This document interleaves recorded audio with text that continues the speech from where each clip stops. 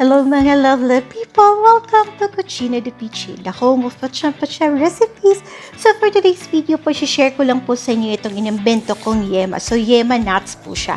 Ito po yung ating mga ingredients: condensed milk 300 grams, tatlong egg yolk, tapos yan po ay grated hazelnuts, tapos butter, at saka po, ito po yung twist. Nilagyan ko po ng peanut butter crunch. So, procedure po tayo. So, binatil ko lang yung tatlong egg yolk.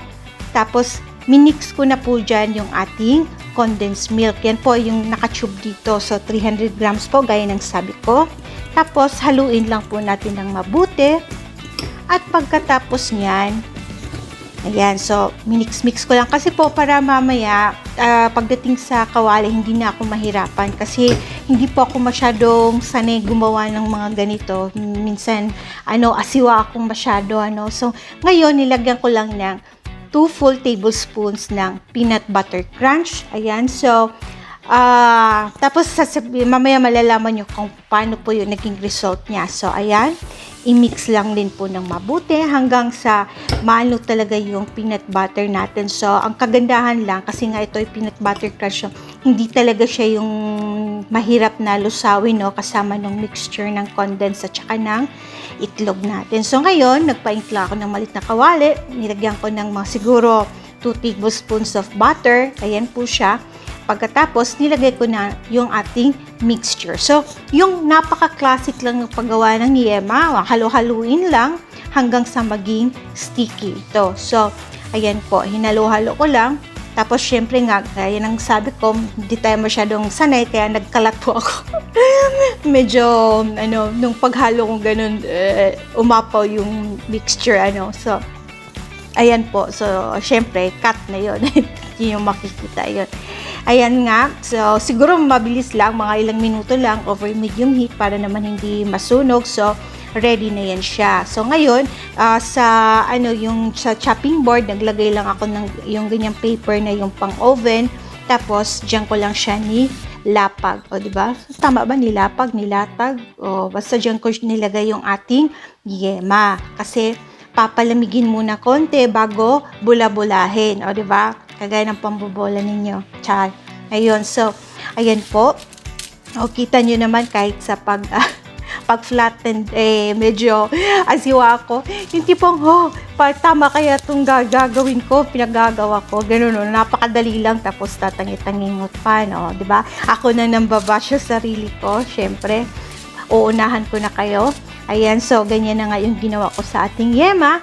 Tapos, ngayon, yung square sana para ready na sila, mas mabilis ng magdampot, tapos gagawin nga yung yema balls, ganun Ngayon, ang dyan, pag sabi ko, ganyan sana, sabi ko, pero parang ang lalaki naman, So, ginawa ko, hiniwa ko pa ulit. At syempre, may mga ibang peraso na medyo malaki talaga, tapos yung iba naman medyo maliit. Pero pagbigyan nyo na ako kasi hindi naman pambenta, kami lang naman kakain. So, kayo ng bahala i-memorize yan. So, ayan na po, sinimulan ko ng gawing bola-bola sila.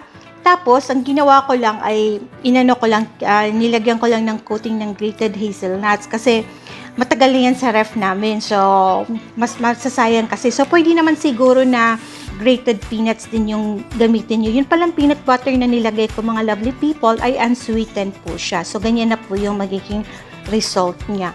Ayan. So, syempre, pinakita ko lang yung ginawa kong dalawa. Tapos, tinapos ko na sa kulit vinidyohan. So, ganun lang po siya. As in, talaga kasi nag-crave ako these days ng yema. Sabi ko, paano kaya maiiba yung yema ko? Ganyan. So, nag-invento tayo. Nagpatsyam-patsyam. Hindi ko lang po alam kung nag-i-exist na itong ganitong recipe ng yema. Pero, wala po, hindi ko po kasi chinek at hindi ko rin, kaya hindi ko alam. Kaya feeling ko, original sa akin. Kaya yan. So, ayan na po yung finished product natin, mga lovely people.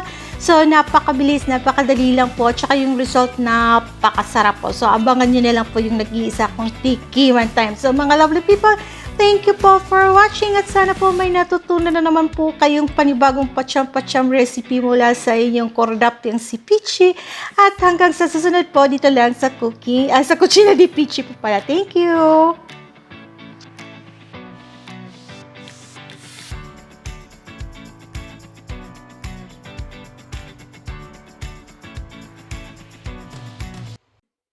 Hello mga lovely people! So welcome po sa Tikiman Time. So, nilagay ko po siya sa fridge ng 30 minutes. So, pwede naman more than. Kaso lang excited akong tikman. So, tikman natin tong pacham-pacham na recipe na ito. So, iyan po siya. So, natatakam po talaga ako ng yema these days. No? Tapos, sabi ko parang, mahilig po kasi ako sa, kunwari, kapag ka tsokolato, yung chocolate, gusto ko rin po yung may nuts. Parang feeling ko kasi parang hindi siya masyadong matamis. So, ganyanin natin, no? So, yan siya. Yeah! So, tikman natin.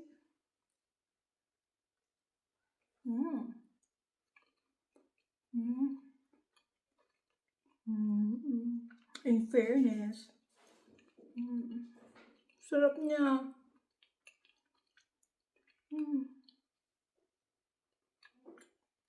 Kasi chewy, tapos sakto lang yung peanut butter. Yung nilagay ko peanut butter, yung peanut butter crunch.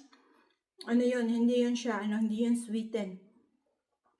Kaya hindi siya masyadong matamis. Tapos plus yung, yung grated hazelnuts, no? So, pwede kayong gumamit ng peanuts. 10 years na yun sa ref namin. Kaya, ginamit ko. Hindi masayang last subo.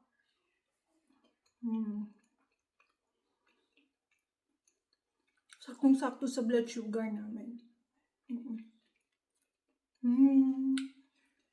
Sarap. Recommend ko talaga. Try nyo. Kain pa. Ayan po, lovely people. Siguro, isa pa ito sa mga patsam-patsam ko na talagang swak na swak.